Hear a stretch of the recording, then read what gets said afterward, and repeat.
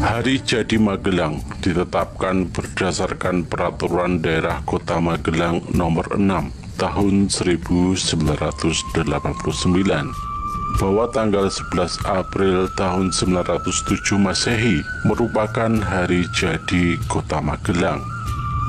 Penetapan ini merupakan tindak lanjut dari seminar dan diskusi yang dilaksanakan oleh Panitia Peneliti Hari Jadi Kota Magelang bekerja sama dengan Universitas Tidar Magelang dengan dibantu pakar sejarah dan arkeologi Universitas Gadjah Mada, yakni Dr. MM Soekarto Kartoatmojo, dengan dilengkapi berbagai penelitian di Museum Nasional maupun Museum Radia Pustaka Surakarta.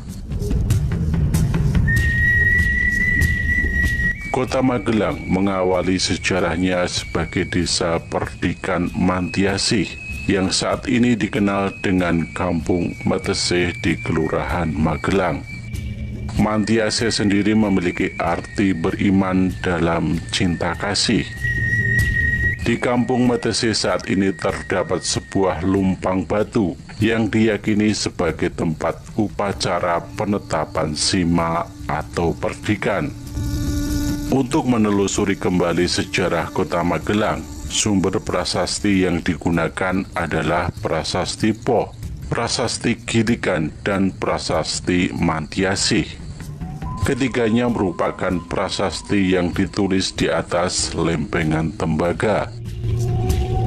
Prasasti Poh dan Mantiasih ditulis zaman Mataram Hindu saat pemerintahan Raja Rakewatukara Dyah Balitung yang memerintah antara tahun 898 sampai dengan 910 Masehi.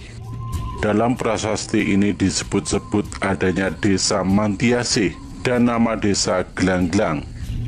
Mantiasih inilah yang kemudian berubah menjadi Metesih, sedangkan Glanglang berubah menjadi Magelang. Dalam prasasti Mantiasih berisi antara lain penyebutan nama Raja Rakewatukara Dyah Balitung serta penyebutan angka 829 Saka bulan Caitra tanggal 11 Parugelap Paringkelan Tungle Pasaran Umanis hari Senai Skara atau Sabtu. Dengan kata lain, hari Sabtu Legi tanggal 11 April tahun 907. Dalam prasasti ini disebut pula desa Mantiasih yang ditetapkan oleh Sri Maharaja Rakewatukara Dyah Balitung sebagai desa perdikan atau daerah bebas pajak yang dipimpin oleh pejabat patih. Juga disebut-sebut Gunung Susundara dan Wukir Sumbing yang kini dikenal dengan Gunung Sindoro dan Gunung Sumbing. Begitulah Magelang yang kemudian berkembang menjadi kota, selanjutnya menjadi ibu kota Karisidenan Kedu dan juga pernah menjadi ibu kota Kabupaten Magelang. Setelah masa kemerdekaan, kota ini menjadi kota praja dan kemudian kota madya. Dan di era reformasi, sejalan dengan pemberian otonomi seluas-luasnya kepada daerah, sebutan kota madya ditiadakan dan digantikan menjadi kota. Ketika Inggris menguasai Magelang pada abad ke-18, dijadikanlah kota ini sebagai pusat pemerintahan setingkat kabupaten dan diangkatlah Mas Ngabei Danukromo sebagai bupati pertama. Bupati ini pula lah yang kemudian merintis berdirinya kota Magelang dengan membangun alun-alun, bangunan tempat tinggal bupati, serta sebuah masjid. Dalam perkembangan selanjutnya, dipilihlah Magelang sebagai ibu kota Karisidenan Kedu pada tahun 1818. Setelah pemerintah Inggris ditaklukkan oleh Belanda, kedudukan Magelang semakin kuat. Oleh pemerintah Belanda, kota ini dijadikan pusat lalu lintas perekonomian. Selain itu, karena letaknya yang strategis, udaranya yang nyaman, serta pemandangannya yang indah, Magelang kemudian dijadikan kota militer.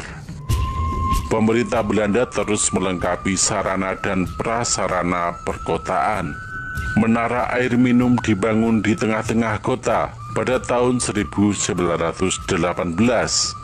Perusahaan listrik mulai beroperasi pada tahun 1927 dan jalan-jalan arteri diperkeras serta diaspal.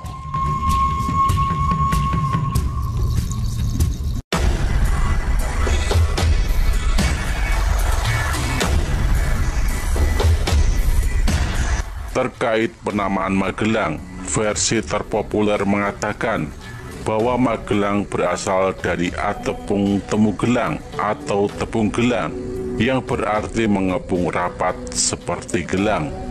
Legenda ini menceritakan pertarungan antara Pangeran Purbaya melawan Raja Jin yang bernama Sepanjang di hutan Kedu.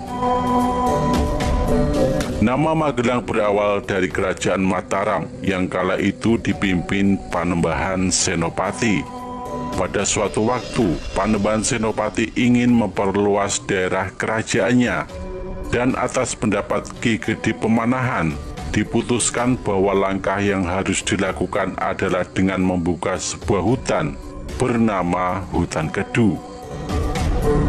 Keputusan untuk memperluas wilayah kekuasaannya disebabkan karena kerajaan Mataram tumbuh menjadi wilayah yang semakin ramai. Panembahan Senopati kemudian memberikan tugas ini kepada anaknya yang bernama Pangeran Purbaya. Untuk melakukan tugasnya ini, Panembahan Senopati membekali Pangeran Purbaya dengan sebuah tombak yang bernama Tombak Kiai Pleret. Tombak Kiai Pleret ini diberikan oleh Panembahan Senopati kepada Pangeran Purbaya karena hutan Kedu dikuasai oleh seorang Raja Jin yang sangat sakti.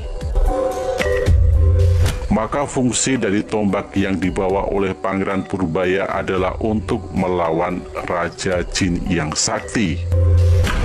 Perjalanan Pangeran Purbaya ke hutan Kedu didampingi oleh sekelompok prajurit khusus yang sudah berpengalaman. Saat mulai memasuki hutan Kedu, Pangeran Purbaya dan pasukannya dihadang oleh sosok jin yang berwajah seram dan bertubuh besar. Sosok jin ini pun menanyakan maksud kedatangan Pangeran Purbaya dan pasukannya ke dalam hutan Kedu. Pangeran Purbaya kemudian memperkenalkan dirinya dan maksud kedatangannya ke dalam hutan Kedu, yaitu untuk membuka hutan Kedu sebagai sebuah perkampungan. Sesosok jin yang bernama Jin Sepanjang ini pun murka mendengar maksud kedatangan Pangeran Purbaya. Jin Sepanjang pun mengatakan bahwa ia dan pasukannya akan menghalangi tujuan Pangeran Purbaya untuk melaksanakan tugas dari Panembahan Senopati. Pangeran Purbaya yang mendengar jawaban dari Jin Sepanjang kemudian mengeluarkan tombaknya untuk bersiap menghadapi Jin Sepanjang.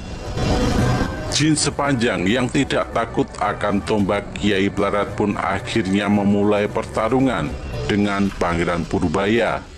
Begitu juga dengan pasukan jinnya yang bertarung melawan pasukan yang dibawa oleh Pangeran Purbaya. Namun tombak Kiai Pleret yang dibawa oleh Pangeran Purbaya ternyata bisa membuat Jin Sepanjang terdesak dan mundur.